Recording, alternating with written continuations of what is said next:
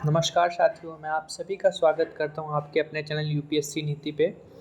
और जैसा कि हमने आपको प्रॉमिस किया था कि हम बिहार का जो स्पेशल है वो अपने इस चैनल पे कंप्लीट करने वाले हैं।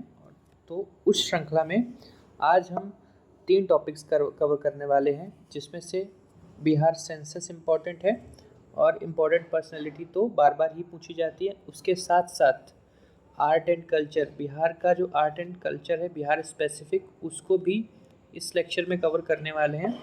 और एट द एंड, जैसा कि हम हर बार करते हैं, उसी से रिलेटेड जो भी पीवाईक्यू पहले पूछे गए हैं उनको डिस्कस करेंगे। तो चलिए शुरू करते हैं। पहली बिहार की जनगणना को स्टार्ट करते हैं। तो भारत में पहली जनगणना कब हुई थी? 1872 ईस्वी में। किसने कराई थी? लॉर्ड मेयो ने। ये क्वेश्चंस यूपी पीसीएस भी पहले पूछ चुका है और ये बीपीएससी भी पहले पूछ चुका है कि पहली जनगणना कब कराई गई है। और ये मतलब पहली थी, उसके बाद 1881 मतलब 1881 से लॉर्ड रिपन के टाइम से फिर रेगुलर बेसिस पे होने लगी। देन ये ओवरऑल इंडिया की बात हो रही है। अगर हम स्पेसिफिक बिहार की बात करें तो 1936 में बिहार जब उड़ीसा से अलग हो गया था, उसके बाद 1941 में ईस्वी में बिहार की पहली बार पृथक से जनगणना हुई। देन कमिंग टू अब जो रिसेंट हुई है वो कब हुई है? वो हुई है 2011 में। तो वो कौन से नंबर की जनगणना थी? वो थी 15वें नंबर की जनगणना। देन उसके आयुक्त कौन थे? वो थे सी चंद्रमौली जी। देन उसका आदर्श वाक्य क्या था 2000 की जनगणना का? अवर पॉपुलेशन अवर फ्यूचर, यानी कि हमारी जनगणना हमारा भविष्य। देन अब चलते हैं बिहार की ओर। उस जनगणना में बिहार की क्या क्या फाइंडिंग्स रही थी, तो उस हिसाब से बिहार की जो जनसंख्या थी वो आपको इतना पूरा नहीं याद रखना है, सीधे आप याद रख सकते हैं 10.40 करोड़, इतनी बिहार की जनसंख्या है। और इंडिया की जनसंख्या अगर 100% है तो उसमें 8.58% जो हिस्सा है वो बिहार से आता है। देन अगर बात करें कि कौन से नंबर पे है इंडिया में, जैसे जितने भी स्टेट्स हैं उसमें बिहार कौन से नंबर पे है, तो बिहार है अपना तीसरे नंबर पे, थर्ड नंबर पे। तो पहला और दूसरा कौन से हैं? पहला स्थान है उत्तर प्रदेश का और जो दूसरा स्थान है वो महाराष्ट्र का है। ये सारी चीज़ें आपको याद रखने वाली हैं। अभी जब हम आगे पीवाईक्यू करेंगे तब आपको दिखाया जाएगा कि ये सीधे चीज़ें कैसे कैसे ईयर भी पूछ लिए गए हैं, या महाराष्ट्र ये जो मतलब बिहार का स्थान कौन सा है, बिहार की जनसंख्या का कंट्रीब्यूशन क्या है इंडिया की ओवरऑल जनसंख्या में, ये सीधे सीधे चीज़ें पूछ ली गई हैं। अब एक कंपैरेटिवली एनालिसिस करते हैं। तो according to 2011 census total population क्या थी बिहार में? 10.40 करोड़। और ये 41 मैंने पहले बताया था, तो इसको 40 बताया था, इसको 41 कर लीजिएगा क्योंकि ये 9 है तो राउंड फिगर में 41 हो जाएगा। देन अगर इंडिया की बात करें तो वो थी 121 करोड़। टोटल जनसंख्या में पुरुषों का प्रतिशत वो था, बिहार में था 52.14% और इंडिया में था 51.47%। तो आप इनमें से चाहे महिलाओं को याद रख लीजिए चाहे पुरुष का याद रख लीजिएगा, और दूसरे का निकालने के लिए 100 से घटा भी सकते हैं, आपको पूरा नहीं याद रखना है। तो अगर महिलाओं की बात करें और बिहार में तो 47.86%, और इंडिया की अगर बात करें तो 48.53% महिलाएं हैं। फिर अगर रूरल जनसंख्या की बात करें तो 9.3 करोड़, मतलब आउट ऑफ 10.41 करोड़ में 9.23 करोड़ फीमेल, जो 2.3 करोड़ पॉपुलेशन है वो रूरल एरियाज़ में निवास करती है। और अगर इंडिया की बात करें तो वो 83.38 करोड़ जनसंख्या है जो रूरल एरियाज़ में निवास करती है। फिर अगर परसेंटेज में बात करें तो ये बनता है बिहार के लिए 88.7 और इंडिया के लिए बनता है ओवरऑल 68.8%।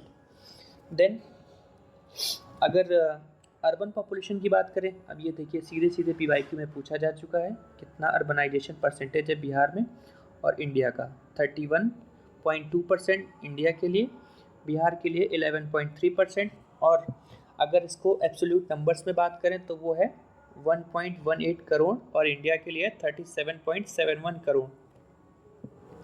देन ये भी PYQ है, मैं बता देता हूँ जो PYQ है, ये भी पूछा जा चुका है, ये भी PYQ है और ये भी PYQ है। शहरीकरण की जो दशकीय वृद्धि दर कितनी थी, वो थी 0.08%। ओवरऑल अगर इंडिया की बात करें तो वो थी 3.4%। मतलब इंडिया जो है वो बहुत तेज़ी से अर्बनाइज हो रहा है कंपैरेटिवली टू बिहार। देन अगर ओवरऑल 10 की वृद्धि की बात करें तो वो है बिहार के लिए 25.42% और इंडिया के लिए 70.77%। ठीक है। अब जो अगर सेक्स रेशियो की बात करें तो मतलब जो बिहार के लिए वो सेक्स रेशियो है वो ये भी PYQ है। बिहार के लिए सेक्स रेशियो है वो है 918, और इंडिया के लिए इसी पीरियड में सेक्स रेशियो है 943। देन बाल लिंगानुपात ये भी PYQ है। बिहार के लिए कितना है 935, और इंडिया के लिए कितना है 919। ये भी आपको याद कर लेना है। देन अगर पॉपुलेशन डेंसिटी की बात करें तो बिहार की जो पॉपुलेशन डेंसिटी, पहले तो ये भी PYQ है, बिहार की जो पॉपुलेशन डेंसिटी है वो हाईएस्ट है इंडिया में। कितनी है 1106 व्यक्ति प्रति वर्ग किलोमीटर स्क्वायर। और अगर ओवरऑल इंडिया की बात करें तो वो है 382 किलोमीटर पर किलोमीटर स्क्वायर। देन 0 to 14 में आयु समूह का जनसंख्या में प्रतिशत कितना है, तो वो है 40.2%। और इंडिया की बात करें, ये बिहार का है, और इंडिया की बात करें तो वो है 30.9%। देन फिर ये आता है जो 15 से 59 है, इसको डेमोग्राफिक डिविडेंड भी कहते हैं। डिविडेंड तो वो है, बिहार की बात करें तो वो है 53.5%, और इंडिया की ओवरऑल बात करें तो वो है 60.7%। फिर अगर 60% से 60 ईयर से ऊपर की बात करें तो वो बनता है, बिहार के लिए 6.3% है, और ओवरऑल अगर इंडिया की बात करें तो 60 साल से ऊपर जो लोग हैं उनका प्रतिशत है वो 8.4% है। तो इस तरह से अब ये पेज हो गया, आगे चलते हैं। अब लिटरेसी रेट की बात करते हैं। तो बिहार में लिटरेसी रेट है 61.8, और इंडिया में लिटरेसी रेट है 73%। फिर देखिए +10 कर देते हैं तो मेल का आ जाता है, और इसमें -10 कर देते हैं तो फीमेल्स का आ जाता है। ये आप याद रख सकते हैं। तो आप जब मेंस का आंसर भी लिखेंगे तो आप एक कंपैरेटिवली एनालिसिस दिखा सकते हैं कि 20% का डिफरेंस है मेल और फीमेल लिटरेसी में, जो कि एक निराशाजनक बात है और हमें इस पर काम करने की आवश्यकता है। देन अगर ओवरऑल इंडिया की मेल लिटरेसी की बात करें तो वो है 80.9%। Then female literacy overall India की कितनी है, वो है 64.6%। अब बता रहे हैं कि लिटरेसी रेट में इंक्रीज़ कितना हुआ है, तो वो हुआ है 2001 से 2011 के बीच के पीरियड में 17.9%। देन अगर ओवरऑल इंडिया में इंक्रीज़ की बात करें तो वो हुआ है 10.9%। अब अर्बन और रूरल लिटरेसी रेट की बात करते हैं। तो जो रूरल लिटरेसी रेट है बिहार में वो है 59.8%, और ओवरऑल इंडिया में रूरल लिटरेसी रेट कितना है 67.8%। और अब अगर अर्बन लिटरेसी रेट की बात करें तो बिहार में अर्बन लिटरेसी रेट है 76.9%। ओवरऑल इंडिया की बात करें तो लिटरेसी रेट है, अर्बन लिटरेसी रेट है 84.1%। अब उसमें वल्नरेबल सेक्शंस की बात करें, जैसे कि शेड्यूल कास्ट हो गया या शेड्यूल ट्राइब हो गया, तो उसमें लिटरेसी रेट जो बता रहे हैं बिहार में 15.72% जो SC पॉपुलेशन है वो लिटरेट है, और अगर ओवरऑल इंडिया की बात करें तो 16.6% ओवरऑल पॉपुलेशन है जो वो लिटरेट है। अनुसूचित जनजाति का परसेंटेज लिटरेसी में कितना है, ये लिटरेसी का नहीं बता रहे एक्चुअली में, सॉरी, ये बता रहे हैं कि ओवरऑल जो जनसंख्या है उसमें एससी पॉपुलेशन कितना है। तो बिहार की बात करें तो ओवरऑल 15.72% जो है वो एससी कम्युनिटी का है, और इंडिया की बात करें तो 16.6% जो एससी कम्युनिटी के लोग हैं। देन 1.3% एसटी के लोग हैं, कम्युनिटी के लोग हैं, और 8.6 जो है वो ओवरऑल इंडिया में एसटी कम्युनिटी के लोग हैं। तो ये थोड़ा सा डाटा याद करना मुश्किल हो जाता है, बट क्योंकि इस तरह के पीवाईक्यू उन्होंने पूछे गए हैं तो अगर हम इनको स्किप करते हैं तो वो हमारे लिए प्रॉब्लम होगी।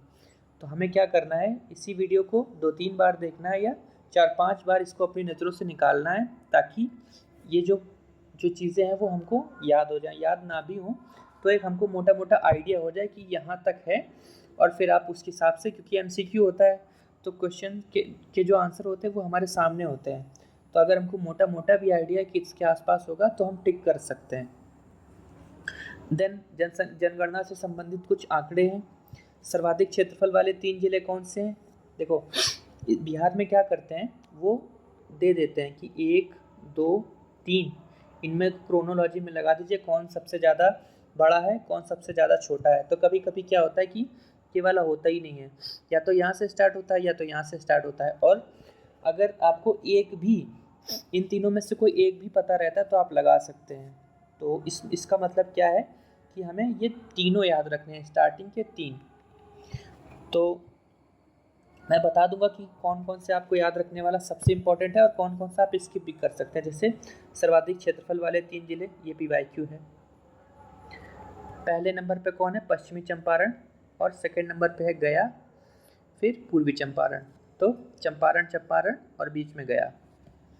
देन सबसे कम क्षेत्रफल वालों की बात करें तो शिवहर, अरवल और शेखपुरा।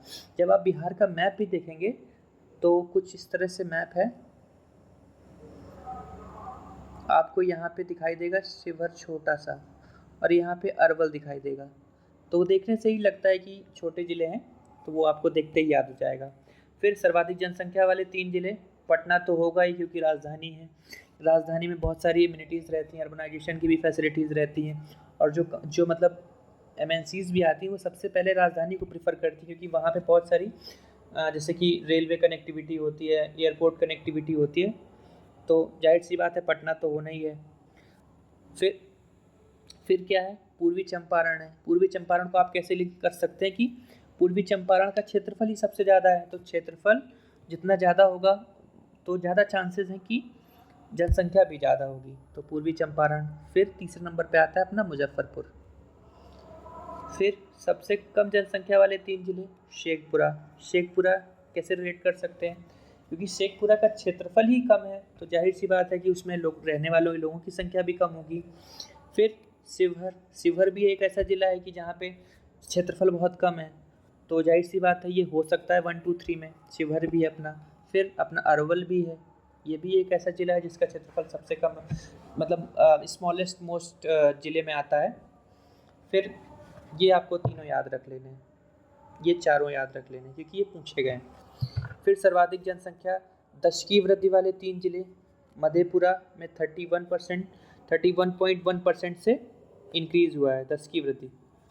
फिर किशनगंज दूसरे नंबर पे, अररिया एवं खगड़िया तीसरे नंबर पे है। ये थोड़ा कम इम्पोर्टेंट है, इसको स्किप भी कर सकते हैं। फिर सबसे कम जनसंख्या दशकीय वृद्धि वाले, यहाँ पे स्टार लगा लेते हैं। तो सबसे कम जनसंख्या वाले ज़िले कौन से हैं? अरवल। सबसे कम दशकीय वृद्धि वाले ज़िले कौन से हैं? अरवल। फिर गोपालगंज और दरभंगा, ये आप चाहें तो स्किप कर सकते हैं। सर्वाधिक लिंगानुपात वाले 3 जिले, ये पीवाईक्यू है, इसको आपको रट लेना है। गोपालगंज कितना है ये भी पूछ लेते हैं, 1021, ये बिल्कुल बाय हार्ट होना चाहिए। सेकेंड नंबर पे कौन सा आता है? वो आता है अपना सीवान, सारण। ठीक है, अब इसमें से आपको एक चीज़ दिखाना चाहूँगा कि वो मैं बाद में बता दूंगा या यहीं पे बता देता हूँ। जैसे बिहार का कुछ इस तरह से है मैप। तो जो ये वाला इलाका है ये लिटरेसी में भी आगे है और यहाँ पे सेक्स रेशियो भी अच्छा है। और अगर इस एरिया की बात करें तो ये लिटरेसी अच्छी, सेक्स रेशियो अच्छा। यहाँ literacy down, sex ratio down. ठीक है, अब आगे चलें। ये गोपालगंज जो है, ये गोपालगंज, सिवान और सारण, ये यहीं पे स्थित हैं तीनों। ठीक है, तो अभी ये दिखा दिया। अब सबसे कम लिंगानुपात वाले 3 दिखाता हूँ। मुंगेर इधर है, भागलपुर इधर है और खगड़िया भी यहीं कहीं पे है। तो इससे आपको रिलेट किया जा सकता है। सर्वाधिक बाल लिंगानुपात वाले 3 जिले किशनगंज, कटिहार और गया, ये आपको याद रख लेना है, ये भी पूछा जा चुका है। सबसे कम बाल लिंगानुपात वाले जिले तो वो है वैशाली, पटना, मुजफ्फरपुर। वैशाली, पटना, मुजफ्फरपुर। सर्वाधिक जनसंख्या घनत्व वाले 3 जिले कौन से हैं? तो शिवहर सबसे पहले नंबर पे, पटना दूसरे नंबर पे, दरभंगा तीसरे नंबर पे। फिर से मैक्सिमम पॉपुलेशन डेंसिटी, शिवहर पहले नंबर पे, दूसरे नंबर पे पटना, तीसरे नंबर पे दरभंगा।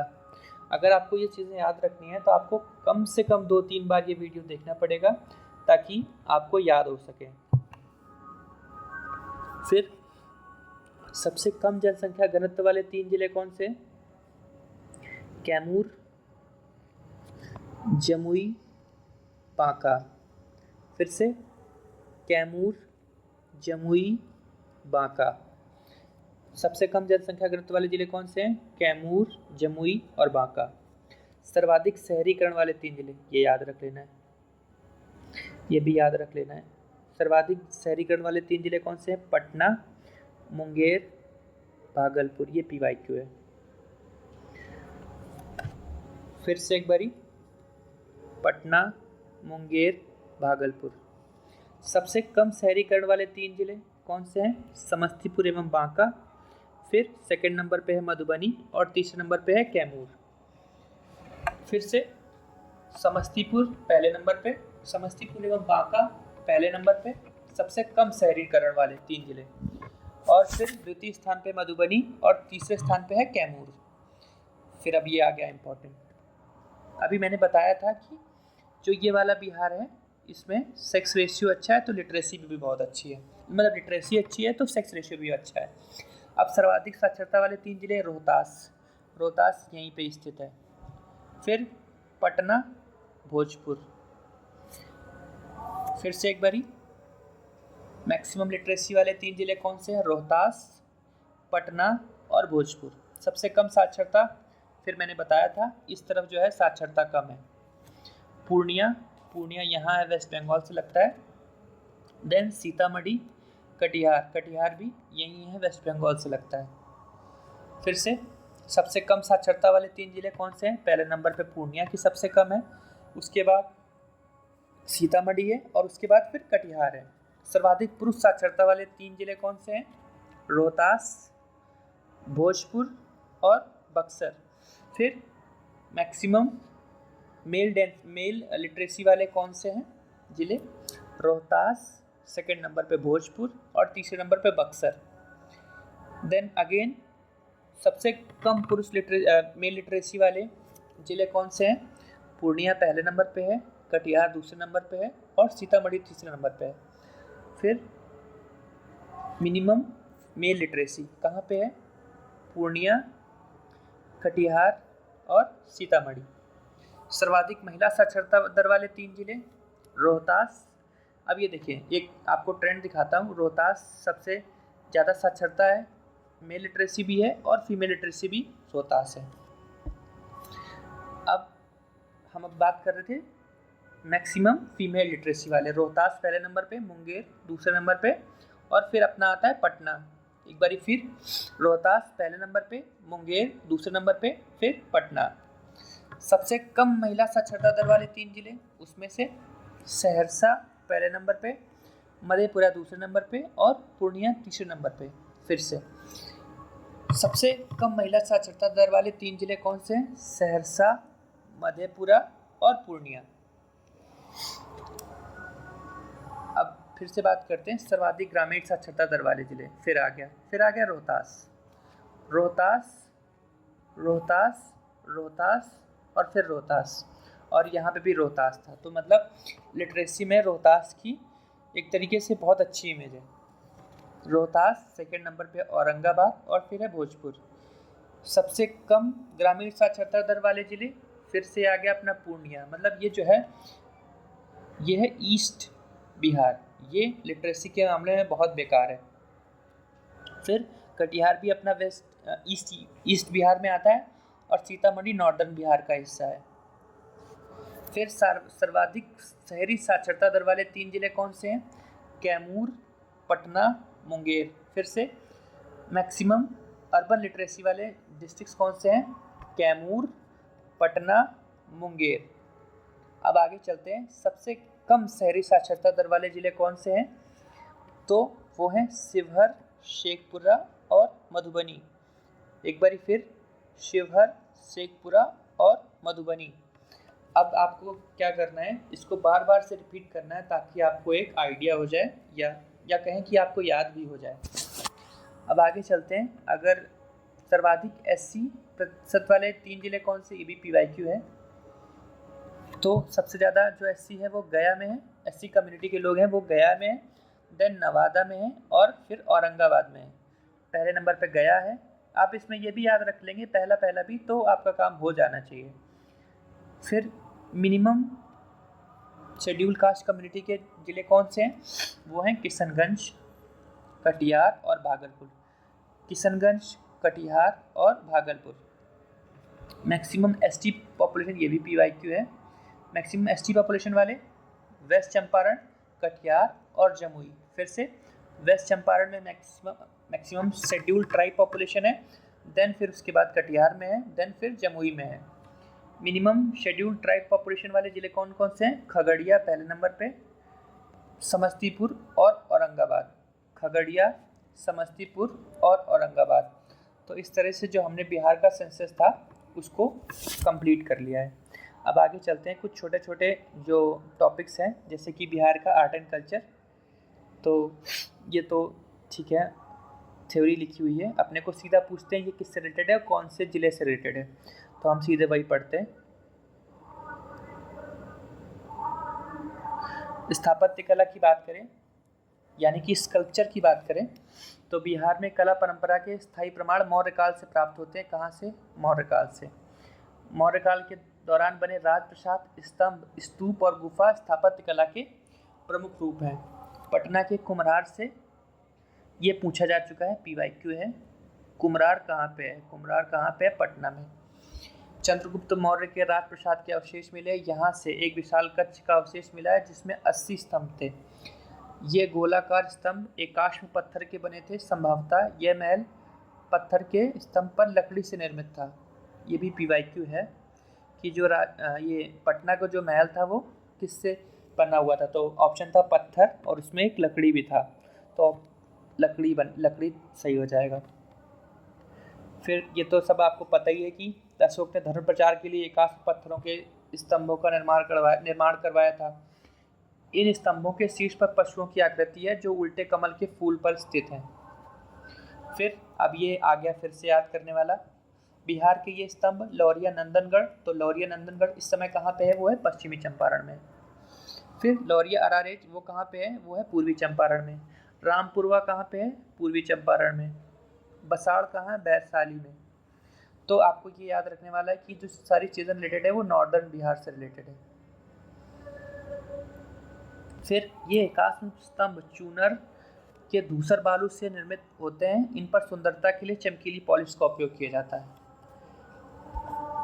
फिर आजीवक संप्रदाय के अनुयायियों के लिए भी PYQ है।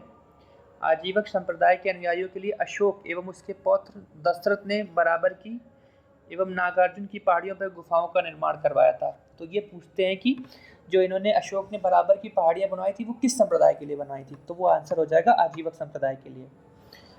फिर मौर्य काल के मूर्ति अवशेष पटना एवं उसके आसपास से प्राप्त हुए हैं।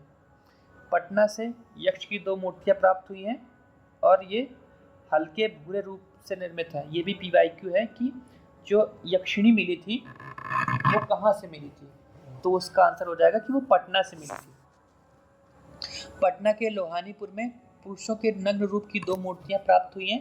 संभवतः ये जैन तीर्थंकरों की थी, क्योंकि जैन तीर्थंकरों में जो श्वेतांबर होते हैं वो कपड़े नहीं पहनते हैं। फिर इनका निर्माण जैन शैली की कार्योत्सर्ग मुद्रा में हुआ है। अब पटना सिटी के दीदारगंज में एक स्त्री की मूर्ति मिली है जिसे यक्षी या स्त्री रत्न कहा जाता था। तो ये जो मैंने पहले बताया था कि दीदारगंज यक्षिणी कहाँ से मिली है, तो वो पटना से मिली है। पाल काल के दौरान स्थापत्य एवं मूर्तिकला के अवशेष मिले हैं, ठीक है। ओदंतपुरा एवं विक्रमशिला महाविहार पाल कला के उदाहरण हैं। तो विक्रमशिला और ओदंतपुरा किसने बनवाया था, वो बनवाया था धर्मपाल ने। धर्मपाल, ठीक है। अब उसकी विशेषताएं बताइए। आंगन के चारों ओर बरामदे तथा बरामदे के पीछे बिच्छुओं के निवास के लिए कमरे इसकी प्रमुख विशेषता है। तो गया में कुछ आगे जो है वो है गया में निर्मित विष्णुपद मंदिर। तो क्या पूछेंगे विष्णुपद मंदिर कहाँ पे है, तो गया में है। और फिर किन्होंने बनवाया था, पालों ने बनवाया था। पाल काल में मूर्तिकला में पत्थर एवं कांस्य दोनों का प्रयोग हुआ है। कांस्य की मूर्ति के प्रमुख रचनाकार धीमन और विठपाल हैं। ये भी PYQ पूछते हैं कि पाल कला में जो मूर्ति रचनाकार थे वो कौन थे, तो उसमें धीमन और विठपाल थे। और ये पाल शासक धर्मपाल एवं देवपाल के समकालीन थे। कांसे से बनी ये मूर्तियां सांचे में ढली थी और इसके अनेक नमूने नालंदा के कुकरीहार से प्राप्त हुए। पाल काल में पत्थर के मूर्तियां काले बेसाल्ट पत्थर से बनी हुई थी। ये पत्थर मुंगेर की पहाड़ियों से प्राप्त किए जाते थे, ठीक है। अब अगर मेडाइवल स्कल्पचर्स की बात करें तो तुर्क काल की सबसे महत्वपूर्ण इमारत बिहार शरीफ स्थित मलिक इब्राहिम या मलिक बयां का मकबरा है। तो इसमें से पूछते हैं कि मलिक बयां का मकबरा कहाँ स्थित है, तो वो है बिहार शरीफ में। इसका निर्माण कब कराया गया था, 1353 में, और इस पर तुगलक शैली का प्रभाव था। फिर अगर अफगान शैली की बात करें तो अफगान शैली का सबसे जो उत्कृष्ट उदाहरण है वो है शेरशाह का मकबरा। कहाँ बना हुआ है वो, सासाराम में बना हुआ। ये भी PYQ है। कब बनाया गया था, 1545 ईस्वी में, ठीक है। अब इसकी जो कुछ विशेषताएं वो बताई गई हैं। अष्टकोणीय मतलब ऑक्टागोनल है।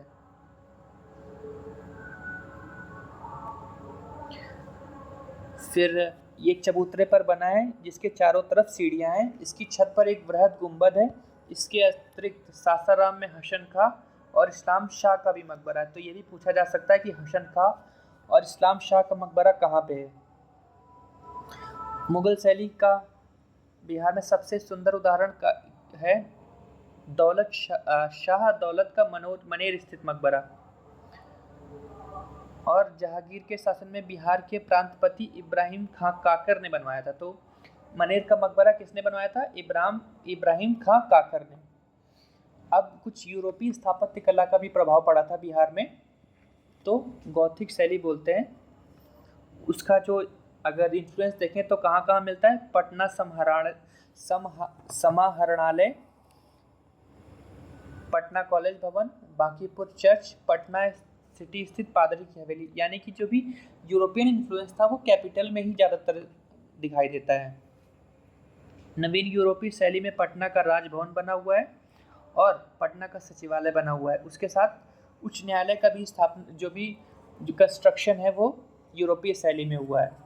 गोलघर यूरोपीय निर्माण कला के गुंबद कला का प्रमुख नमूना है। हिंद इस्लामी शैली में पटना संग्रहालय और सुल्तान पैलेस का निर्माण कराया गया है। अब मेडाइवल हो गया है और स्कल्पचर्स खत्म हो गए हैं। अब जो बात कर रहे हैं वो चित्रकला यानी कि पेंटिंग की बात कर रहे हैं।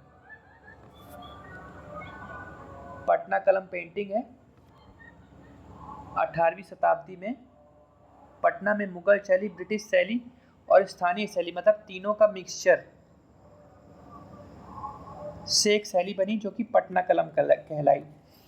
इस कला की विशेषता है कि लघु चित्रों का निर्माण था और निर्माण कागज एवं हाथी दांत पर किया जाता था। और इसकी जो एक मेन थीम रहती थी वो एक डे टू डे लाइफ को दिखाना रहता था। जैसे कि जो मुगल पेंटिंग्स रहती थी उनकी जो थीम रहती थी कि वो शिकारों के चित्र दिखाते थे, जैसे कोई राजा शिकार करने गया, या राज दरबारों के चित्र रहते थे। बट पटना कलम जो है वो उनसे डिफरेंट थी। वो क्या दिखाती थी कि जो डे टू डे, जैसे कोई किसान है या सामान्य पर्व और त्यौहार है, उत्सव हैं, जीव जंतु हैं, उनके चित्रों पे मेन फोकस रहता था उसका।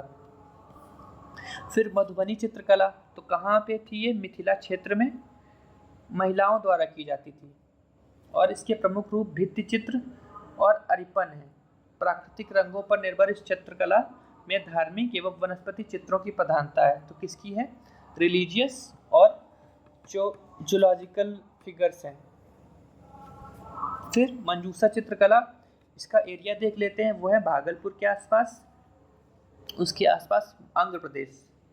अंग यानी कि ये जो महाजनपद की बात कर रहे हैं। यह स्थानीय लोक कला है। इसमें लोक गाथा को चित्रण द्वारा प्रस्तुत किया जाता है। कहानी को क्रमिक एवं श्रृंखलाबद्ध रूप में चित्रित किया जाता है। यह कला बिहुला बिसहरी की लोक कथा पर आधारित है। तो ये भी पूछ सकते हैं किसकी लोक कथा पर आधारित है? तो बिहुला बिसहरी की लोक कथा पर आधारित है।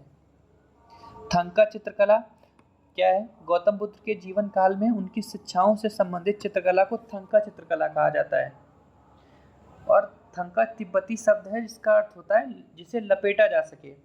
थंका चित्रकला भारतीय तिब्बती संस्कृतियों का एक सम्मिश्रण शैली है। ठीक है, फिर आता है जादव पटिया चित्रकला। ये कहाँ से रिलेटेड है? तो संथाल जनजाति क्षेत्र के रीति रिवाजों, धार्मिक मान्यताओं पर आधारित चित्रकला शैली है। और ये किस मीडियम में बनाई जाती है? तो या ज़्यादातर कपड़े या कागज़ पर बनाई जाती है। अब अगर म्यूज़िक की बात करें तो इनके जो, जैसे हमारे जो म्यूज़िक हैं वो बहुत एक साइंटिफिक रीज़न पे बेस्ड थे। तो ज़्यादातर जो थे वो सीजन्स को फॉलो करते थे। जैसे चैता है वो चैत माह में गाया जाता है। फिर फागुन है, फागुन माह में होली के अवसर पर गाया जाता है। अब आगे क्या है? कजरी। कजरी कब गाया जाता है? सावन के समय। युवक युवतियों द्वारा गाया जाने वाला लोकप्रिय गीत है। 12 मासा, जैसा कि नाम ही है कि 12 मास में गाया जाता है। ऑल 12 मंथ्स में प्रत्येक माह की विशेषता द्वारा वर्णन किया जाता है। फिर जात सारी, तो जाता जो होता है वो चक्की को बोला जाता है जिसमें गेहूं पीसा जाता था। तो जात सारी का मतलब है चक्की अथवा जाता का उपयोग करते समय गाया जाने वाला लोकप्रिय गीत है। नचारी, यह भगवान शिव की स्तुति में गाया जाता है। यह प्रख्यात कवि कौन है? विद्यापति के गीतों का संकलन है। देन सोहर। सोहर तो पता ही है कि शिशुओं के जन्म पर महिलाओं द्वारा गाया जाने वाला गीत है। तो अभी जो अपना एक वायरल सॉन्ग हो रहा था पंचायत मूवी का, वो सोहर ही है, जो ऐसा कुछ है कि डीएम हुई हैं, सीएम हुई हैं करके, वो सोहर गीत ही है। फिर सुमंगली एवं लगनी, वो कब गाया जाता है? विवाह के शुभ अवसर पर महिलाओं द्वारा गाया जाने वाला गीत है। फिर बटोहिया, यह देशभक्ति से भरा गीत है और श्री रघुवीर नारायण की रचना पर आधारित है। किसकी रचना पर आधारित है? श्री रघुवीर नारायण जी की। फिरंगिया, यह देशभक्ति से भरा गीत है। इसका प्रचलन स्वतंत्रता आंदोलन के समय बहुत अधिक था। आगे चलते हैं। पूर्वी। पूर्वी, इसमें बिरहनियाँ अपनी दयनीय स्थिति का वर्णन गीतों द्वारा करती हैं। अब अगर फोक डांस की बात करें तो जो गीड़ा नृत्य है होली के अवसर पर गांव की टोली द्वारा गाया जाता है। तो अक्सर आप देखते होंगे जब भी न्यूज़ चैनल चल रहे होते हैं होली के टाइम पे, तो वो जो गीड़ा सारा रारा करके आता है तो वो इसी से रिलेटेड है होली के टाइम पे, तो इससे आपको याद भी हो जाएगा। फिर लौंडा नृत्य, शुभ अवसरों एवं त्योहारों में पुरुष द्वारा स्त्री का रूप धारण कर नृत्य किया जाता है। करिया झूमर नृत्य, यह किस क्षेत्र में है? यह मिथिला क्षेत्र में प्रचलित स्थानीय नृत्य है। इसमें लड़कियां समूह में गाती हैं और नृत्य करती हैं। झिझिया नृत्य, यह नृत्य ग्रामीण लड़कियों में महिलाओं द्वारा किया जाता है। इसमें मुख्य लड़की अपने सर पर छिद्र वाला घड़ा रखती है और उसके अंदर दीप जलाकर नृत्य करती है। समा चकेवा, ये कब होता है? कार्तिक माह में लड़कियों एवं महिलाओं द्वारा नाट्य रूप में किया जाता है। यह भाई बहन से संबंधित नाट्य है। डोमकच, यह विवाह के अवसर पर बारात चले जाने के बाद घर की महिलाओं द्वारा किया जाता है। यह हास्य परिहास से संबंधित नाट्य होता है। जट जाटिन, इसमें नाट्य द्वारा जट जाटिन के वैवाहिक जीवन का प्रदर्शन किया जाता है। आगे चलते हैं। विदेशिया, तो विदेशिया किससे रिलेटेड है? इसमें पुरुष तथा पुरुष द्वारा महिला का रूप धारण कर नाट्य प्रस्तुत किया जाता है। यह लौंडा नृत्य का नाट्य रूप होता है।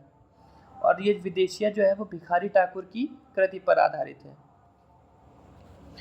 फिर ये तो जो फेस्टिवल्स हैं तो हिंदी बेल्ट में है, ये आपको पता ही होगा, इसको एक्सप्लेन करने की मुझे ज़रूरत नहीं लग रही है। मेले देख लेते हैं। हरियर क्षेत्र में मेला लगता है। हरियर क्षेत्र मेला कहाँ पे लगता है? सोनपुर में, गंडक नदी के किनारे। ये एशिया लार्जेस्ट फेयर है।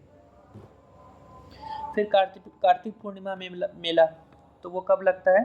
कार्तिक पूर्णिमा के अवसर पर सोनपुर में गंगा में स्नान किया जाता है और लोग हरिहर नाथ जी की पूजा करते हैं। वैशाली का मेला, तो वैशाली में किसका जन्म हुआ था? महावीर स्वामी का। उनके जन्मस्थली पर चैत्र माह में वैशाली मेले का आयोजन किया जाता है। जानकी मेला, जानकी किसका नाम है? तो सीता जी का नाम है। तो कहाँ लगेगा? सीतामढ़ी में। चैत्र मास में जानकी मेला का आयोजन किया जाता है। सौराठ मेला कहाँ पे है? मिथिलांचल, मधुबनी में। शादी विवाह को सुगम बनाने के लिए इस मेला का आयोजन किया जाता है। यह मेला प्रतिवर्ष ज्येष्ठ और आषाढ़ माह में लगता है। इसमें पिता अपनी पुत्री के लिए योग्य वर को चुनते हैं, ये याद रख लीजिएगा आप। पितृपक्ष मेला, जैसे कि अभी पितृपक्ष अभी चल रहा था, तो उस हिसाब से सितंबर अक्टूबर में इस मेले का आयोजन किया जाता है। तो कहाँ किया जाता है? ज़्यादातर जो पितृपक्ष रिलेटेड चीज़ें वो होती हैं वो गया में होती है। तो गया कौन सी नदी के किनारे है? वो है फल्गु नदी के किनारे। तो पितृपक्ष मेला कहाँ लगता है? फल्गु नदी के किनारे, गया में। मंदार मेला कहाँ लगता है? बांका जिले में। मंदार पहाड़ी पर प्रत्येक वर्ष मकर संक्रांति के अवसर पर मंदार मेला लगता है। मलमास मेला राजगीर में लगता है और मलमास माह में लाखों भक्त गर्म पानी के झरने में स्नान करने में पूजा करने आते हैं। तो इस तरह से हमने बिहार का आर्ट एंड कल्चर भी ख़त्म कर दिया। अब कुछ बिहार से रिलेटेड प्रमुख जो पर्सनैलिटीज़ हैं उनको देख लेते हैं।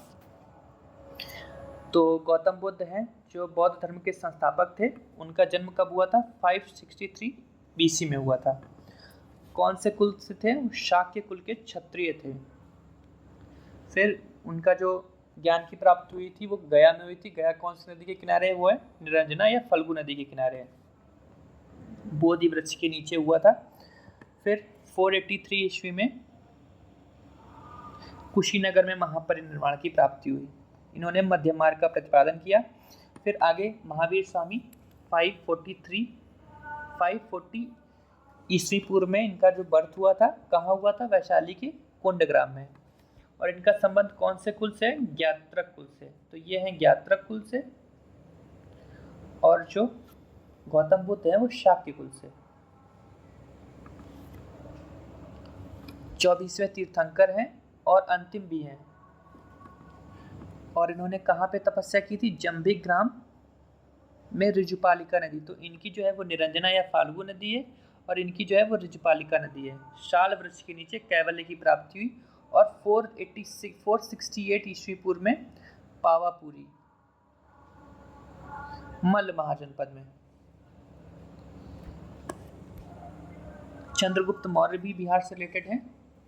इन्होंने चाणक्य की सहायता से नंद वंश को समाप्त कर 321 ये पूछ लेते हैं क्योंकि ये बिहार से रिलेटेड है। मौर्य वंश की स्थापना की। उन्हें प्रथम बार भारत के विशाल साम्राज्य को संगठित रूप प्रदान किया उन्होंने, चंद्रगुप्त मौर्य ने। चाणक्य कौटिल्य, तो चंद्रगुप्त मौर्य के राजनीतिक गुरु एवं प्रधानमंत्री चाणक्य थे। उन्होंने राजनीतिक एवं प्रशासनिक विषय पर आधारित अर्थशास्त्र की रचना की। तो ये PYQ है कि किस पे रिलेटेड था? अर्थशास्त्र, तो राजनीतिक और प्रशासनिक विषय पर। देन नाम आता है अशोक का। मौर्य वंश का सबसे महान शासक अशोक चंद्रगुप्त मौर्य का पौत्र और बिंदुसार का पुत्र था। अशोक अपने शांति, सद्भाव, जन कल्याणकारी शासन के लिए प्रसिद्ध था। अशोक ने बौद्ध धर्म को स्वीकार किया और उसके प्रचार प्रसार के लिए स्तंभ और शिलालेखों का प्रयोग किया। देन आर्यभट्ट। आर्यभट्ट जो थे गुप्त काल के प्रसिद्ध गणितज्ञ एवं खगोल शास्त्री थे। उन्होंने बीजगणित की प्रारंभिक आधारशिला रखी। उन्होंने आर्यभट्टियम और आर्य सिद्धांत की रचना की और दशमलव एवं शून्य का आविष्कार किया। ये इंपॉर्टेंट है, पूछ लेते हैं। याज्ञवल्क्य विदेह मिथिला के राजा जनक के समकालीन थे। उन्होंने शतपथ ब्राह्मण, याज्ञवल्क्य स्मृति आदि की रचना की। ये भी पूछ लेते हैं, PYQ है। फिर पाणिनि पाटलिपुत्र निवासी पाणिनि ने संस्कृत व्याकरण अष्टाध्यायी की रचना की। देन आते हैं जीवक जो बिंबिसार के समकालीन थे, एक आयुर्वेदाचार्य थे। जीवक ने महात्मा बुद्ध और उज्जैन के राजा प्रद्योत का उपचार किया था। तो कहाँ के राजा? उज्जैन के राजा। अश्वघोष बौद्ध महाकवि एवं दार्शनिक थे। वे कनिष्क के समकालीन थे। उनकी प्रसिद्ध रचना है बुद्ध चरितम। ये भी PYQ है, वो पूछ लेते हैं कि इनमें से कौन सा कनिष्क के समकालीन था। तो वो थे अश्वघोष। देन आते हैं बाणभट्ट हर्षवर्धन के समकालीन थे। उन्होंने हर्षचरित एवं कादम्बरी की रचना की। ये भी PYQ है। हर्षचरित और कादम्बरी की रचना किसने की? बाणभट्ट ने। कादम्बरी विश्व का सबसे प्राचीन उपन्यास है। दीपांकर श्रीज्ञान अगली पर्सनैलिटी है। ये कौन थे? ये विक्रमशिला विश्वविद्यालय के प्रसिद्ध आचार्य थे और उन्हें तिब्बत शासक के निमंत्रण पर तिब्बत भेजा गया था और वे बौद्ध धर्म के प्रमुख ज्ञाता रहे हैं। फिर आते हैं मंडन मिश्र जी कौन थे? मिथिला क्षेत्र के प्रसिद्ध विद्वान एवं दार्शनिक थे। उन्होंने शंकराचार्य के साथ शास्त्रार्थ किया था। फिर मेडाइवल एज की बात करें तो मखदूम सरफुद्दीन याह्या मनेरी, वे 14वीं सदी में बिहार के प्रसिद्ध सूफी संत थे। उन्होंने फिरदौसी संप्रदाय का बिहार में प्रचार प्रसार किया था। ये भी PYQ है। क्या पूछते हैं कि बिहार में फिरदौसी संप्रदाय का प्रचार प्रसार किसने किया था? तो वो किया था मखदूम सरफुद्दीन याह्या मनेरी ने। या ये पूछ लेते हैं मखदूम सरफुद्दीन याह्या मनेरी किससे रिलेटेड थे? तो वो फिरदौसी संप्रदाय से रिलेटेड थे। शेरशाह भारत का सर्वश्रेष्ठ अफगान शासक। ये पूछ लेते हैं कि जो शेरशाह थे वो कौन से कंट्री से रिलेटेड थे? तो अफगान थे, टर्किश थे। तो ऑप्शन में अफगान सही होगा। फिर शेरशाह को उनके प्रशासनिक सुधारों के लिए विशेष रूप में जाना जाता है। शेरशाह ने जन कल्याण के लिए कृषि, संचार, यातायात आदि में व्यापक सुधार किए थे। फिर आगे हैं विद्यापति कहाँ से रिलेटेड है? दरभंगा से। श्रृंगार रस के कवि थे। उनकी रचनाएं मैथिली और संस्कृत के लिए काफ़ी प्रसिद्ध हैं। उनकी प्रमुख रचनाओं में पुराण संग्रह, विभासागर, गंगा काव्यावली प्रमुख हैं। उन्हें मैथिल कवि कोकिल भी कहा जाता है। फिर आगे चलते हैं। गुरु गोविंद सिंह, इनका जन्म कब हुआ था? 1666 में। तो 1666 ये आपको याद रख लेना। कहाँ हुआ था? पटना में। और उन्होंने 5K दिए थे: केश, कंघा, कड़ा, कृपाण और कच्छा। फिर इनकी क्योंकि अब बिहार से रिलेटेड है तो इनकी ये भी पूछ लेते हैं कि कब हत्या हुई थी। PYQ है। अब अगर मॉडर्न हिस्ट्री की बात करें तो ज़्यादातर जो है वो 1857 से रिलेटेड है और बीच में नॉन कोऑपरेशन मूवमेंट या सिविल डिसोबीडियंस मूवमेंट या क्विट इंडिया मूवमेंट से रिलेटेड है। तो पहली पर्सनैलिटी जो है वो पी रैली है। पी रैली कौन थे? पटना सिटी के पुस्तक विक्रेता थे। इन्होंने बिहार के पटना में 1857 की क्रांति का बिगुल फूंका था और इन्होंने तत्पश्चात फांसी की सजा दे दी गई थी। PYQ है।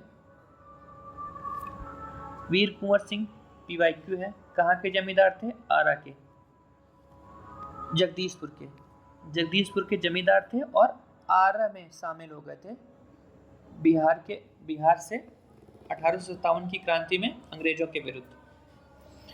और एक इनकी एज हो चुकी थी। तो ये भी पूछ लेते हैं कि कोई एक वृद्ध बिहार से एक वृद्ध स्वतंत्रता संग्राम सेनानी जो जगदीशपुर के जमींदार थे कौन थे? तो वो वीर कुंवर सिंह थे।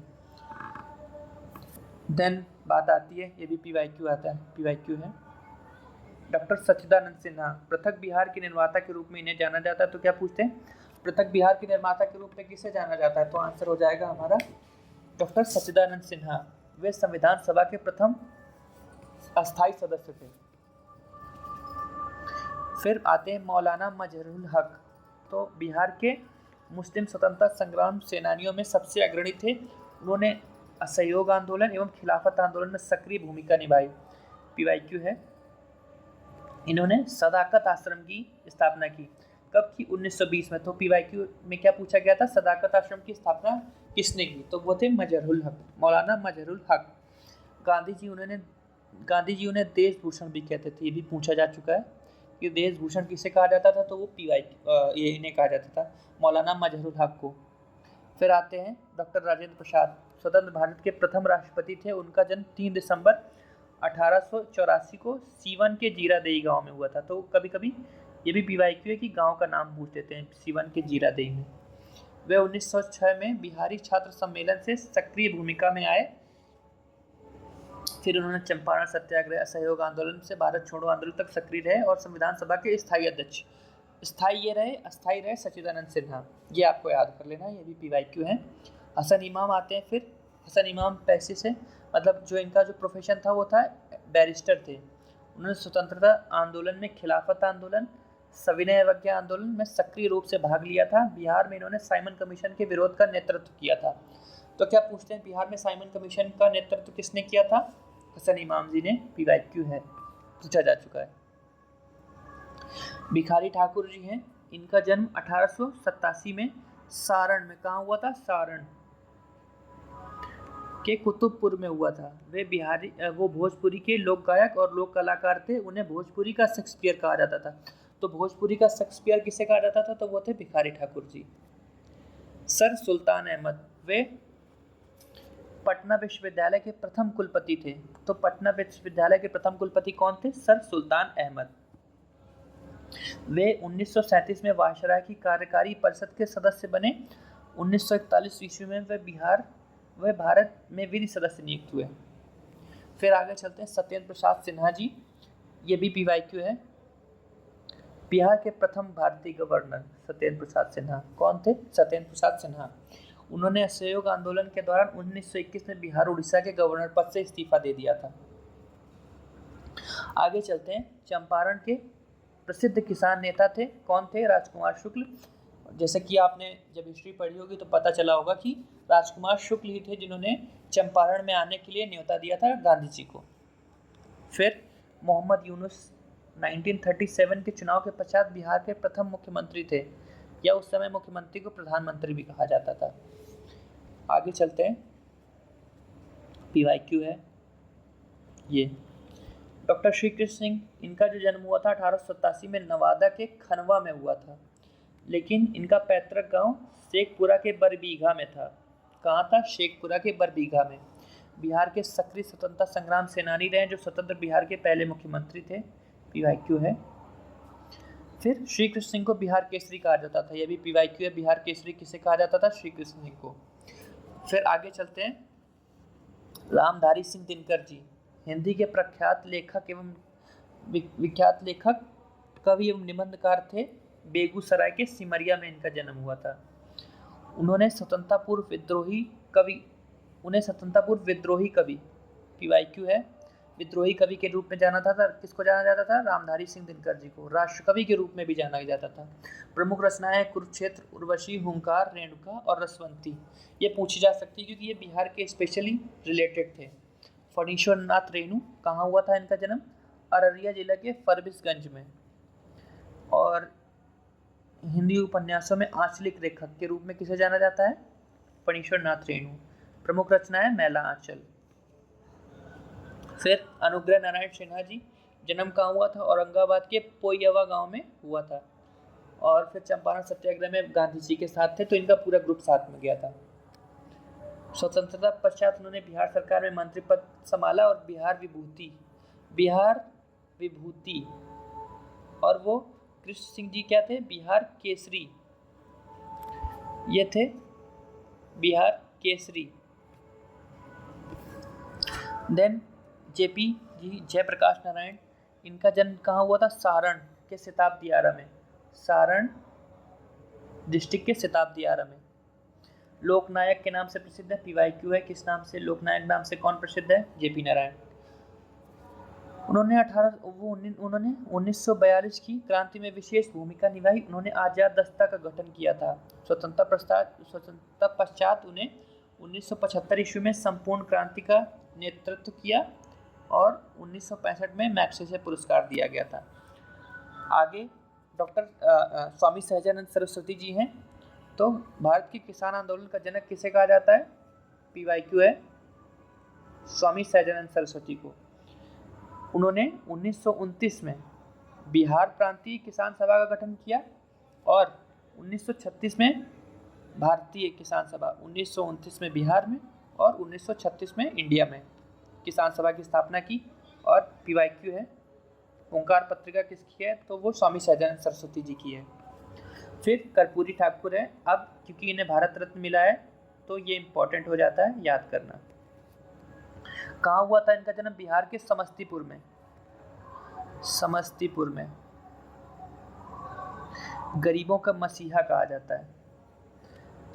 क्या कहा जाता है? गरीबों का मसीहा। स्वतंत्रता पश्चात वे बिहार के दूसरे उप मुख्यमंत्री बने। बाद में 1970 ईस्वी में मुख्यमंत्री बने। तो ये भी पूछा जा सकता है कि कब बने? 1970 में, क्योंकि भारत रत्न मिला तो इनसे रिलेटेड सारी चीज़ें इंपॉर्टेंट हो जाती हैं, पूछा जा सकता है। फिर राहुल शंकराचार्य जी हैं। वे हिंदी के प्रमुख साहित्यकार थे। मूल नाम क्या था? केदारनाथ पांडे। ये भी PYQ है। जन्म कहाँ हुआ था? उत्तर प्रदेश के आजमगढ़ में। महापंडित की उपाधि थी इन्हें। और इन्होंने सीवन के अंबारी सत्याग्रह या अन्नवारी सत्याग्रह में नेतृत्व किया था। PYQ है ये भी, कि अंबारी या अन्नवारी सत्याग्रह में किसने जो है नेतृत्व प्रदान किया था? वो है राहुल शंकराचार्य जी। खान बहादुर खुदाबख्श खान, इनका जन्म कहाँ हुआ था? सीवान के उखई में। पटना में प्रसिद्ध खुदाबख्श लाइब्रेरी की स्थापना की गई इनके द्वारा। फिर रामरक्ष बेनीपुरी कहाँ हुआ था? मुजफ्फरपुर के बेनीपुर गांव में। इन्होंने युवक नामक समाचार पत्र का संपादन किया। उसकी इनकी प्रमुख रचना माटी की मूर्तें, चिता के फूल, संघमित्रा, तथागत आदि है। फिर नागार्जुन जी, इनका नाम वैद्यनाथ मिश्र था। इनका जन्म 1911 ईस्वी में मधुबनी के सतलखा गांव में हुआ था। नागार्जुन जी ने हिंदी, मैथिली, संस्कृत एवं बांग्ला में मौलिक रचनाएं करी हैं। इनकी प्रसिद्ध जो रचनाएं थी वो थी युगधारा, प्यासी पथराई आंखें, बलशनमा, सतरंगे पंखों वाली, तालाब की मछलियाँ। फिर आते हैं बिस्मिल्लाह खां जी। इनका जन्म हुआ था बक्सर के डुमरांव गांव में। बक्सर के डुमरांव गांव में वे शहनाई वादन के लिए प्रसिद्ध थे। उन्होंने प्रथम स्वतंत्रता दिवस को लाल किले में शहनाई वादन किया गया था और उन्हें 2001 में भारत रत्न से सम्मानित किया गया था। तो इस तरह से हमने जो भी बिहार का सेंसस था, census plus art and culture then important personalities को कवर कर लिया है। और बीच बीच में मैं ये भी बताता गया हूँ कि कौन कौन सी चीज़ें PYQ हैं, पहले पूछी जा चुकी हैं। तो इस तरह से जो हमारा तीसरा लेक्चर है उसे वो कंप्लीट होता है। अगर आपको ये सेशन ये सेशन आपको अगर अच्छा लग रहा है तो कृपया हमारे चैनल को सब्सक्राइब करें और अपने दोस्तों के साथ भी शेयर कर सकें, ताकि जो हमारी मेहनत है वो कहीं ना कहीं आपके जो सिलेक्शन है उसमें कहीं ना कहीं आपकी मदद कर सके। चलिए कल फिर मिलते हैं एक नए सेशन के साथ। तब तक के लिए धन्यवाद।